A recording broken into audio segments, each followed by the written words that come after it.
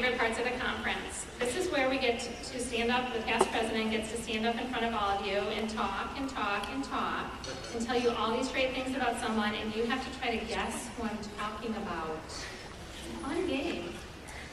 So with great pleasure, as past president of IACAC, I will not only give the Patricia A. Kasowski Recognition Award tonight, but more importantly, I will speak to you about an amazing individual, colleague, professional, and friend to many.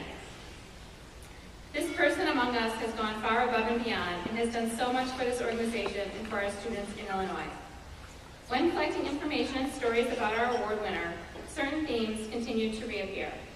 They included adjectives such as dedicated, committed, organized, role model, phrases such as always willing to help, gets things done, goes the extra mile, were commonly heard.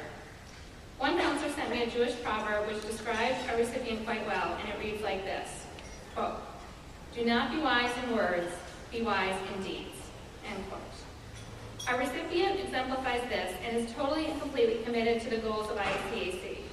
Our recipient does none of what I'm about to describe for personal gain, but rather for the furtherance and success of IACAC and the students in Illinois. Our recipient maintains a demeanor of friendliness and optimism when dealing with everyone. She is the counselor everyone knows, who always offered assistance with a twinkle in her eye and a smile on her face.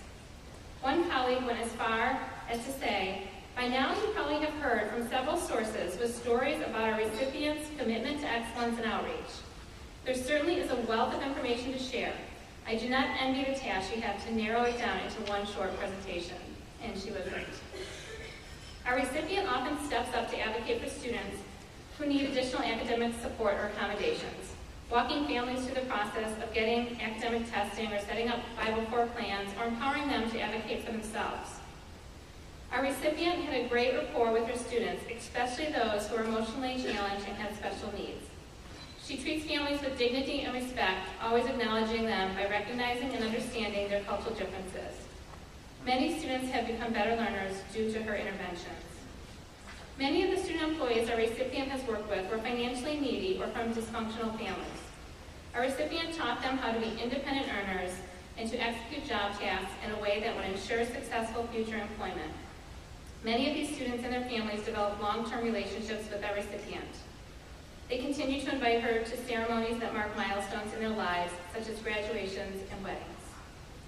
Our recipient also assisted many students who were struggling financially by contributing to their class supplies and registration fees. She did not want recognition for this assistance to students, and it took continual urging of her coworkers before she finally set up a fund in her name to assist students. Colleagues describe our recipient's professionalism and intellect as second to none. Claiming our recipient was always the most up-to-date counselor in the field, our recipient stored a wealth of knowledge for college, career, and counseling that her colleagues valued tremendously. Our recipient is always willing to share information and insight with anyone who asks. All responsibility our recipient took on would be done thoroughly and with class. I am told that she was often the last counselor to leave her school at the end of the day. Our recipient has been described as a legend in the guidance department at the school she most recently left. That's kind of a hint. A current counselor from the school shares with me, and I quote, "I know our recipient would be embarrassed by us calling her a legend, but it's true. She has been gone for a few years now, and many of us still ask quietly, how would our recipient do this? She's a pro's pro." Our recipient has been described as having a take-charge attitude, able to firmly make requests for additional service without causing ill will, and able to utilize her organizational strengths when setting up career fairs, college nights, college testing programs. Our recipient ran her office efficiently and effectively. She helped incoming colleagues with every detail of her program so that the high school and the students would have a seamless transition. Our recipient's incumbent said, and I quote, "I am forever grateful to her for the many questions she answered for me, even when I must have asked her the same questions over and over and over." And I could understand how she felt because I did the same thing to our recipient all the time, and she's always so patient with me. Outside the workplace, our recipient loves to travel. Our recipient is a world traveler, interested in learning about different cultures. She has traveled extensively to places such as China, Israel, Europe, and with a variety of people. She has gone trekking in Tibet, on an African safari with her elderly mother, up the California coast, and even to Costa Rica to do volunteer work. She travels with a passion and purpose, to learn, to seek out global treasures, to meet people, and always with respect for the indigenous culture and its people. She should write a travel log. We could learn so much from her experiences. One of her travel companions explained to me that always, without exception, a recipient finds the best deals, the best places to stay, the best flights and car rentals. Sometimes, this woman says, I think our recipient enjoys the preparation for the trip better than the trip itself, because our recipient is so masterful in setting up all the details. Some of you may be starting to guess who I'm speaking of. I'm about to tell you a little bit about her childhood education, career, and involvement with IACAC, which will certainly reveal more about her. Our recipient began her education at O'Keefe Elementary School in Chicago. In the spring of 1968, the family made a conscious move to Skokie, Illinois, because of the recognizable decline in the quality of education that was taking place in their neighborhood. The commitment to education was apparently stressed in her family even when she was a young child. The recipient's parents were also committed to musical and theatrical activities and required the recipient to take piano lessons as a child. The piano that our recipient took lessons on as a child now actually resides in her living room, although her brother doesn't think she plays it much, if at all. As a young woman, our recipient was told she had two career choices, a teacher or a nurse. She decided she did not particularly like blood, so she chose the teacher. Her brother speculates that her limitation to choosing a career may be one of the reasons she ended up in college counseling, to make sure other young women had more options. Our recipient grew up with one older brother. Her brother was very academically gifted as a child. He tells me that our recipient often had to labor under the question, why can't you do as well as your brother?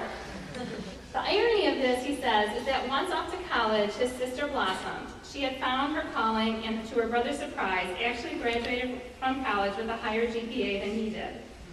Our recipient graduated from Northeastern Illinois University in August of 1974 with a bachelor's degree in special education. She continued at Northeastern to receive her master's degree in guidance and counseling in December of 1979. Her brother is amazed with her resourcefulness when she attempts to get answers for students or family. Our recipient would call her brother and ask questions such as, and I quote, she would say things like, I have a student who's interested in automotive design. Now I know you've been out of engineering for about 15 years, but do you think you can call that guy you used to work with 15 years ago and find out where he received his automotive design training from? Our recipient's persistence to find the answer and to assist students is truly amazing. Our recipients, her mother and brother, were very committed to family. They spent many Christmas and Thanksgivings traveling to East Lansing, Michigan to visit their cousins for about 25 years, is what I'm told. Our recipient became very adept to picking out the vegetables, mushrooms, green peppers, and asparagus from the many dishes that her cousins made during these visits. Since she is ultra-organized, they always appeared on her plate in a neat little pile. We saw that tonight. Our recipient is philanthropic in many different ways. For many years, she's adopted a family for Christmas and buys the entire family clothes, toys, and household items. She also donates a box charity where she fills a box every month and mails it to a family in the South. Recently, our recipient has been enjoying current event lectures. She remembers when her mother enjoyed attending similar lectures and is shocked that she's following her mother's footsteps. If you haven't already guessed, our recipient is very family conscious. She spent years caring for her mother after she was diagnosed with Alzheimer's. She's always trying to stay connected with her relatives no matter how far away they live, and she's the family member that keeps the rest of the family updated. Our recipient began her career of service at Township High School District 211 in August of 1974. She was first based at William Friend High School in 1978 and then transferred to Schaumburg High School. Huge hint if you don't already know who I'm talking about. The first assignment at Schaumburg was a special education teacher and then later a counselor, and finally the department's college and career consultant. Some say she found her niche when she became Schaumburg's career and college consultant. Our recipient was a cheerleader for Niles North High School and continued this love during her professional life by coaching the pom-pom girls at Schaumburg. We want a cheerleader. She also worked with Schaumburg's Cultural Awareness Club. I am told our recipient is also quite the actor, a hobby she took up in her 40s. After perfecting acting, she also decided she wanted to try to sing and dance. So she enrolled in voice lessons and tap dancing. This is good entertainment for next year's conference. She did skits and performances, mostly musical theater. Her favorite musical was The Music Man. So when the opportunity came for her to perform The Music Man, even though it was during the fall, how could she resist? Another vivid family memory was her performance in 7 Brides for 7 Brothers. Our recipient decided she was too old to be a bride, so she was none other than a brother. Many of the companies our recipient worked with and acted for donated their proceeds to charity. How appropriate.